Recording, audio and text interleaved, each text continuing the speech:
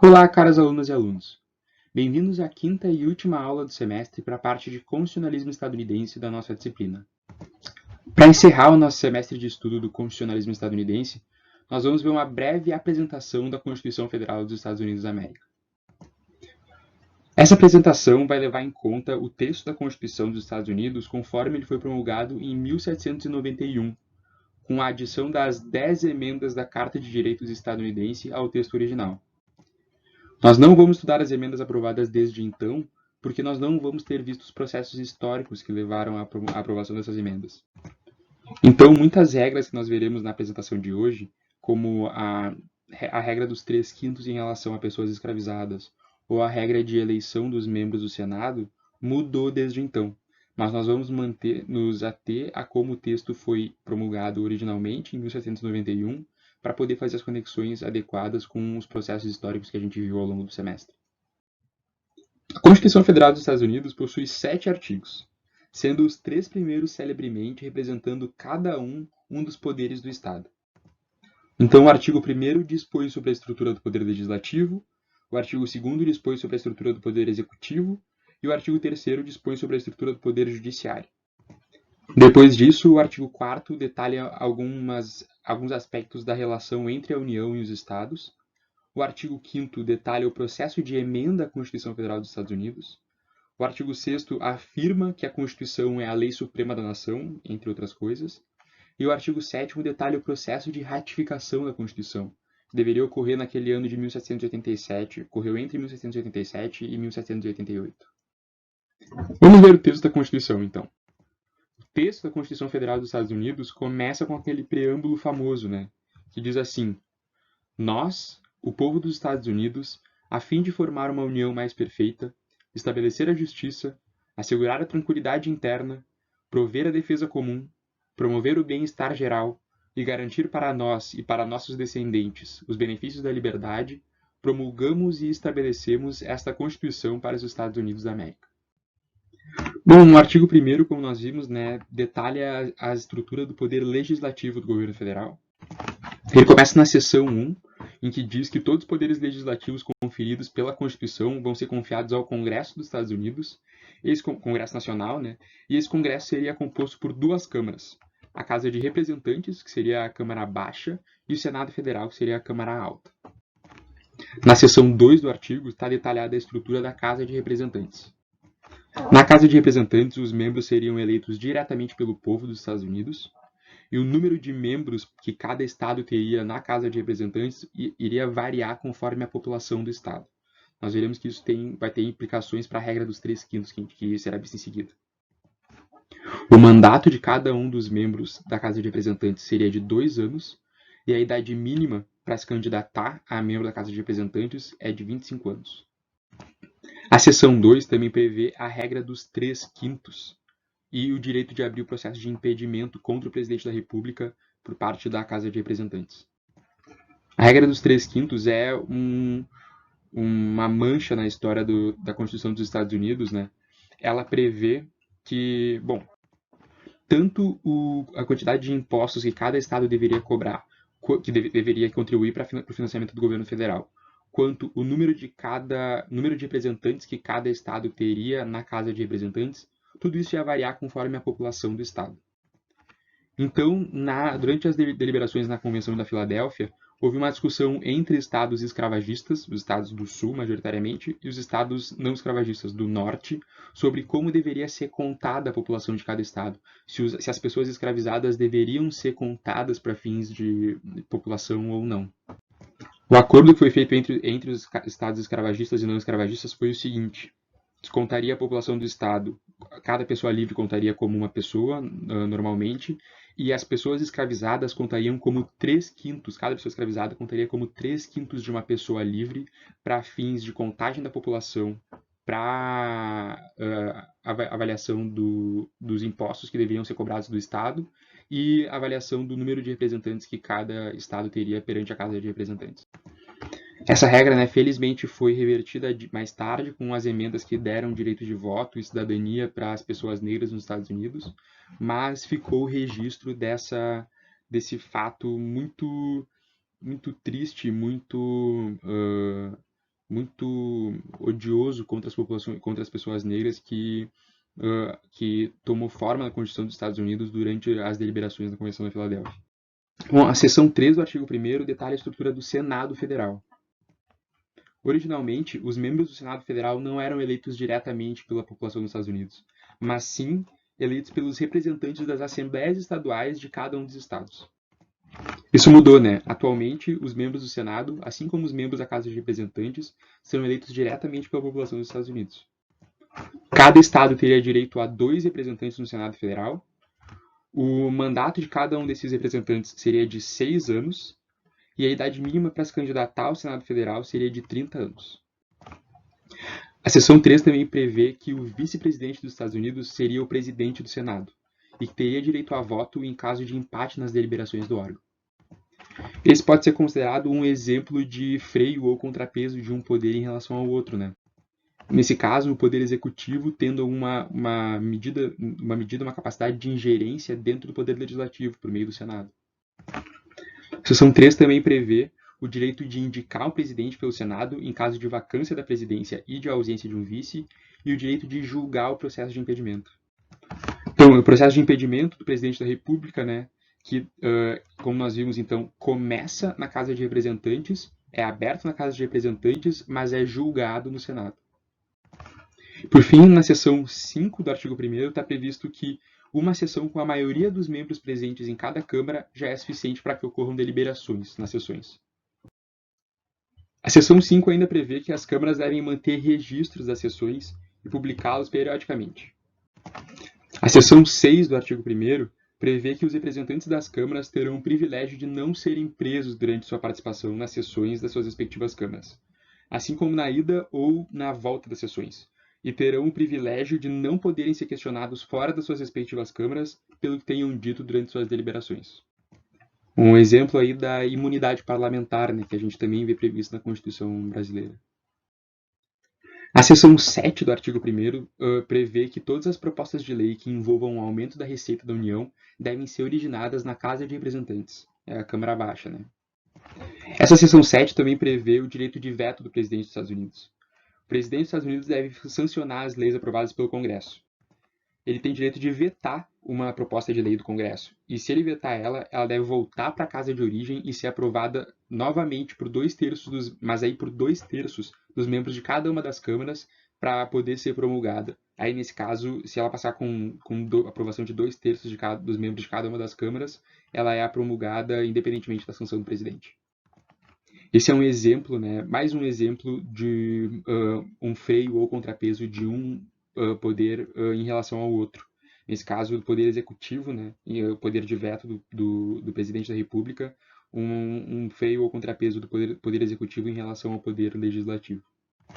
Nós temos, então, a seção 8 do artigo 1º, que prevê as competências do Congresso, mas ele começa garantindo que o Congresso tem o direito de instituir tributos para pagar por suas despesas e garantir a defesa comum e o bem-estar geral da nação. Essa introdução da seção 8 do artigo 1º, ela vem para debelar aquele debate de anos dos artigos da Confederação, né, que não davam à União a autonomia ou a competência para poder tributar diretamente as populações dos estados. Ela só tinha o poder de requerer o financiamento, requerer contribuições dos estados. A partir de agora, não. A partir de agora, a União teria direito de instituir tributos diretamente sobre as populações dos estados para poder financiar o seu funcionamento. Bom, como eu falei, né, pessoal, a seção 8 do artigo 1º prevê as competências do Congresso Nacional. Eu vou falar de algumas delas aqui.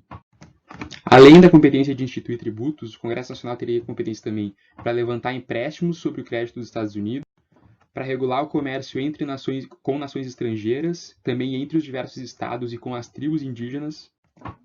O Congresso teria competência para estabelecer uma norma para a naturalização de novos estadunidenses, para cunhar moeda e regular o seu valor, e para tomar providência em relação a falsificadores de títulos públicos, etc.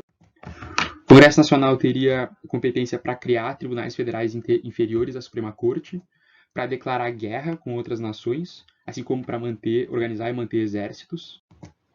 Teria competência para organizar e manter a Marinha de Guerra e a Guarda Nacional, e também teria poder de elaborar quaisquer leis que fossem necessárias para o regular exercício dos 3 poderes do governo federal. A seção 9 do artigo 1º prevê que o direito ao habeas corpus não deve ser suspenso, a não ser em caso de rebelião ou invasão, ou em caso que a segurança pública exija. E a seção 10 prevê que nenhum Estado deve celebrar tratados, firmar alianças ou ingressar em confederações, tampouco emitir moeda ou certificado de crédito, condenar uma pessoa sem devido processo legal, promulgar leis ex post facto ou que impeçam a execução de obrigações contratuais, ou emitir qualquer título de nobreza. Para finalizar o artigo 1º, a seção 10 também prevê que nenhum Estado deve, sem o consentimento do Congresso Nacional, impor taxas ou tributos sobre importações e exportações, e nenhum Estado deve manter tropas ou embarcações de guerra em tempos de paz, tampouco celebrar acordo com outros Estados ou nações estrangeiras, ou travar guerras, a não ser na hipótese de invasão ou iminência de invasão de seu território. Vamos então para o artigo 2º, que prevê a estrutura do Poder Executivo do Governo Federal. Ali na seção 1 desse artigo já está previsto que a chefia do Poder Executivo estaria nas mãos do presidente dos Estados Unidos. E esse presidente não seria eleito diretamente pela população dos Estados Unidos também. Ele seria eleito por meio de um colégio eleitoral. O presidente teria um mandato de 4 anos e a idade mínima para se candidatar à presidência dos Estados Unidos seria de 35 anos. Ali na seção 1 do artigo 2º também está previsto que o número de delegados desse colégio eleitoral por Estado seria igual ao número de representantes do Estado na Casa de Representantes mais 2, que é o número de senadores, né? Esse colégio eleitoral seria eleito pela população e ele que elegeria o presidente dos Estados Unidos. A seção 2 do artigo 2º prevê que o presidente é o comandante em chefe do Exército e da Marinha dos Estados Unidos. Essa seção 2 também prevê que o presidente tem o direito de conceder perdões para pessoas que tenham cometido crimes contra os Estados Unidos, exceto no caso de julgamento por crime de impedimento. E a seção 2 também prevê o direito, por parte do presidente, de celebrar tratados, contanto que eles sejam aprovados depois por 2/3 do Senado Federal, e o direito de nomear embaixadores, cônsules, ministros de Estado, juízes federais e da Suprema Corte. Nomeações do presidente que também vão depender da aprovação da maioria dos membros do Senado Federal para tomar efeito. Essa última previsão da seção 2 pode ser considerada também um exemplo de freio e contrapeso de um poder em relação ao outro.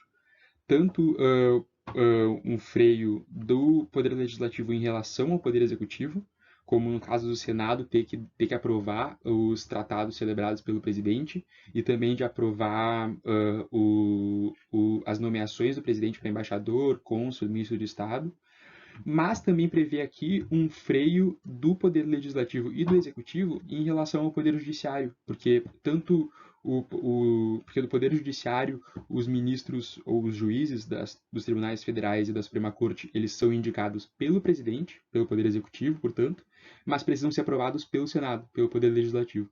Então, um freio do Poder Executivo e do Legislativo em relação ao Judiciário, né? Bom, vejamos agora o artigo 3º da Constituição dos Estados Unidos, que prevê a estrutura do Poder Judiciário do Governo Federal. De acordo com a seção 1, esse Poder Judiciário vai ser composto pela Suprema Corte dos Estados Unidos e pelos Tribunais Federais Inferiores. A seção 1 também prevê que, periodicamente, o Congresso Nacional poderá criar tribunais inferiores pelo território do país e prevê que os juízes federais, tanto dos tribunais inferiores quanto da Suprema Corte, poderão dispor de seus cargos enquanto mantiverem boa conduta. Ou seja, os membros do Poder Judiciário têm estabilidade nos seus cargos.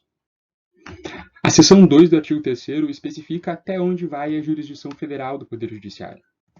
A seção prevê que a jurisdição federal se aplica a todos os casos envolvendo a Constituição e as leis federais, envolvendo tratados celebrados pela União, casos envolvendo embaixadores, ministros de Estado e cônsules, envolvendo o domínio dos mares, controvérsias em que os Estados Unidos sejam parte, controvérsias envolvendo 2 ou mais estados, controvérsias entre um Estado e um cidadão de outro Estado, ou entre cidadãos de Estados distintos, ou entre Estados ou cidadãos estadunidenses e cidadãos de nações estrangeiras.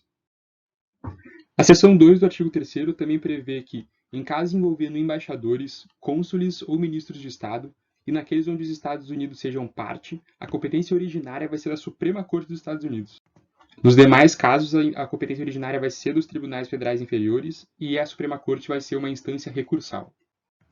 Por fim, a seção 2 do artigo 3º também prevê que o julgamento de todos os crimes será conduzido por tribunais do júri, exceto nos casos de processo de impedimento, e prevê que os julgamentos devem ocorrer no estado onde o crime foi cometido.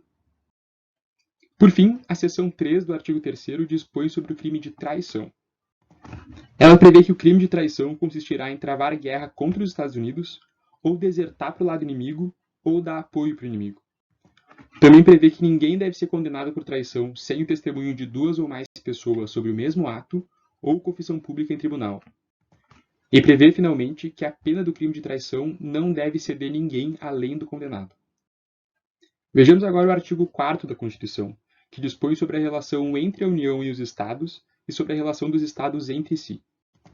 Ele começa pela seção 1, que prevê que todos os atos, registros e procedimentos judiciais dos Estados serão dotados de plena credibilidade no território nacional. A seção 2 prevê que os cidadãos de outros estados terão os mesmos direitos que os cidadãos daquele estado onde eles estiverem, e prevê que os condenados por crimes que escaparem da jurisdição do estado onde o cometeram, caso capturados, serão extraditados ao estado de origem para julgamento. Outra mancha da Constituição dos Estados Unidos pode ser encontrada no fim da seção 2 do artigo 4º. Essa seção prevê que pessoas escravizadas fugitivas não ganhariam sua liberdade se fugissem para um estado onde a escravidão fosse proibida. Ao invés disso, se capturadas, elas seriam devolvidas aos seus proprietários. A seção 3 do artigo 4º prevê que novos estados poderão ser admitidos na União, mas nenhum estado deve ser formado dentro da jurisdição de outro estado, ou pela junção de 2 ou mais estados, sem o consentimento das assembleias dos estados interessados e do Congresso Nacional. A seção 3 do artigo 4º também prevê que o Congresso Nacional teria poder para dispor e criar quaisquer regras que fossem necessárias para regular o território federal e as propriedades da União. E, por fim, a seção 4 do artigo 4º prevê que os Estados Unidos devem garantir a todos os estados da União uma forma de governo republicana e devem proteger a todos de invasões e de violência interna. O artigo 5º dispõe sobre o processo de emenda à Constituição Federal dos Estados Unidos. Ele prevê que o Congresso Nacional poderá propor emendas à Constituição, dependendo para isso da aprovação de 2/3 dos membros das suas 2 câmaras, ou seja, da Casa de Representantes e do Senado. Mas as emendas só serão consideradas como parte da Constituição e entrarão em vigor a partir da ratificação pelas Assembleias Estaduais de 3/4 de todos os estados componentes da União. Como nós vimos na aula passada, isso é uma evidência do compromisso do governo estadunidense com a forma de Estado federativa. A Constituição, para ser alterada, não depende só da vontade dos representantes da população dos Estados Unidos, mas também da anuência de 3/4 dos estados componentes da União. O artigo 6º dispõe sobre uma série de coisas, dentre as quais a mais importante é a afirmação de que a Constituição é a lei suprema da nação. Mas vamos ver quais são as outras coisas que ele prevê. Ele prevê que todas as dívidas e promessas feitas antes da adoção da Constituição permaneceriam válidas e poderiam ser opostas aos Estados Unidos. Prevê, como falamos mais significativamente, que a Constituição Federal, as leis federais e os tratados celebrados presentemente e no futuro seriam a lei suprema da nação e vinculariam os juízes nos estados da União, mesmo que leis estaduais as contradissessem. O artigo 6º prevê, por fim, que os representantes, senadores, membros das assembleias estaduais e oficiais dos poderes executivo e judiciário se comprometeriam a obedecer à Constituição. Ele prevê adicionalmente que nenhum teste de religião jamais seria requerimento para a qualificação de uma pessoa a qualquer cargo do governo dos Estados Unidos. Finalmente, o 7º e último artigo da Constituição dispunha sobre o processo da sua ratificação. Ele previa que a Constituição Federal entraria em vigor a partir da ratificação, por parte de assembleias estaduais especialmente convocadas para esse fim, de 9 dos 13 estados componentes da União. Como nós vimos nas aulas passadas, essa previsão da necessidade de ratificação por parte dos estados da Constituição para que ela entrasse em vigor fez com que Alexander Hamilton, James Madison e John Jay escrevessem os 85 artigos federalistas, uma justificação pública da Constituição e uma tentativa de convencer a população de Nova York a ratificar a Constituição. Pessoal, para finalizar essa aula e o nosso semestre, eu gostaria de ler junto com vocês a Carta de Direitos dos Estados Unidos.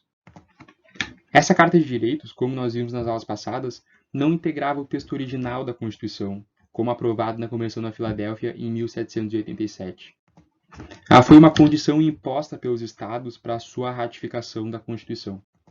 A Carta de Direitos dos Estados Unidos foi elaborada por James Madison e inspirada pela Carta de Declaração de Direitos do Estado da Virgínia, que é o estado natal do Madison, né? E foi promulgada junto à Constituição em 1791. Ela contém 10 emendas, e eu fiz um resumo do conteúdo de cada uma das emendas nos próximos slides. Mas eu acho que, por ser um documento tão importante, vale a pena eu ler ele junto com vocês. Ele é bem curtinho. Então eu vou ler emenda por emenda, e assim a gente encerra o semestre.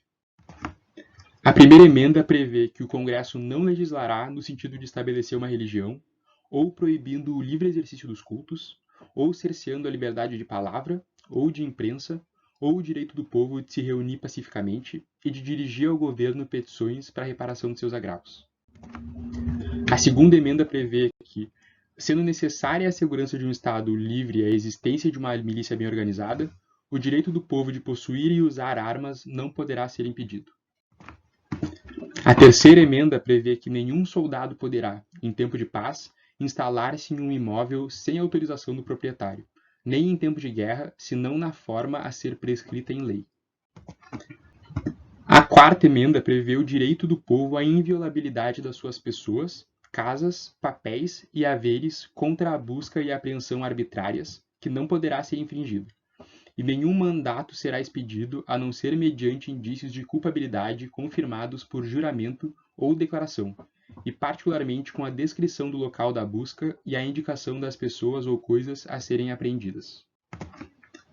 A quinta emenda prevê que ninguém será detido para responder por crime capital ou outro crime infamante, salvo por denúncia ou acusação perante um grande júri, exceto em se tratando de casos que, em tempo de guerra ou de perigo público, ocorram nas forças de terra ou mar ou na milícia durante o serviço ativo. Ninguém poderá pelo mesmo crime ser 2 vezes ameaçado em sua vida ou saúde, nem ser obrigado em qualquer processo criminal a servir de testemunha contra si mesmo, nem ser privado da vida, liberdade ou bens sem processo legal, nem na propriedade privada poderá ser expropriada para uso público sem a justa indenização. A sexta emenda prevê que, em todos os processos criminais, o acusado terá direito a um julgamento rápido e público, por um júri imparcial do Estado e distrito onde o crime houver sido cometido, distrito esse que será previamente estabelecido por lei, e de ser informado sobre a natureza e a causa da acusação, de ser acareado com as testemunhas de acusação, de fazer comparecer por meios legais as testemunhas de defesa e de ser defendido por um advogado. A sétima emenda prevê que, nos processos de direito consuetudinário, quando o valor da causa exceder $20, será garantido o direito de julgamento por júri, cuja decisão não poderá ser revista por qualquer tribunal dos Estados Unidos, senão de acordo com as regras do direito costumeiro. A oitava emenda prevê que não poderão ser exigidas fianças exageradas, nem impostas multas excessivas ou penas cruéis ou incomuns. A nona emenda prevê que a enumeração de certos direitos na Constituição não poderá ser interpretada como negando ou coibindo outros direitos inerentes ao povo. E, por fim, a 10ª emenda prevê que os poderes não delegados aos Estados Unidos pela Constituição, nem por ela negados aos Estados, são reservados aos Estados ou ao povo. Pessoal, é isso. Em primeiro lugar, queria só ressaltar, caso vocês não tenham percebido, é importante deixar isso claro, que essa aula de uma breve apresentação da Constituição, ela não passou sessão por sessão, ponto por ponto da Constituição Federal. Eu destaquei as previsões mais importantes de cada seção do artigo, mas com certeza tem coisa faltando aí, e caso vocês tenham interesse em saber mais alguns pormenores da Constituição, eu recomendo a leitura dela. Eu vou deixar um link para que vocês possam acessar uma versão traduzida da Constituição dos Estados Unidos, que me ajudou particularmente a dar essa aula para vocês. E aí vocês podem dar uma olhada, caso vocês tenham interesse em ver algo que não estava nos slides, né? Quero aproveitar também e agradecer imensamente pela paciência que vocês tiveram comigo e com o Bruno durante o semestre. Nós passamos por circunstâncias excepcionais nesse semestre, né, com a pandemia, e a gente precisou rever nossa maneira de dar um curso. A ideia inicial é que essa disciplina fosse ministrada de maneira presencial, mas, enfim, as coisas mudaram ao longo do semestre. Também tem o fato de, eu não quero falar pelo Bruno, mas pelo menos falando por mim, eu, como um professor, ou tentando ser um professor, tenho pouca experiência, então talvez as minhas limitações tenham extravasado num aspecto ou outro da nossa aula. Eu espero que não tenha atrapalhado muito a aprendizagem de vocês. Eu sei que, para mim, isso foi um processo muito enriquecedor, muito gratificante, deu bastante trabalho, mas eu achei muito legal. E eu espero que vocês tenham gostado do resultado também. Espero que vocês tenham conseguido aproveitar essas aulas e ter aprendido um pouco sobre a história do comercialismo estadunidense, que é algo uh, que me interessa muito. E se eu pude compartilhar um pouco desse interesse com vocês, eu fico feliz. Desejo a todos vocês e as famílias de vocês muita saúde. Agora que nós vamos entrar passar pelos últimos momentos dessa fase delicada que a gente passou em 2020. E me coloco à disposição para quaisquer dúvidas que vocês tenham no futuro. Vou deixar meu e-mail aí para que vocês possam ter o meu contato. E também, caso queiram materiais adicionais, enfim, queria agradecer pelo interesse de vocês e pela paciência e espero que até breve. Então, pessoal, um abraço, muito obrigado pelo semestre e a gente se vê.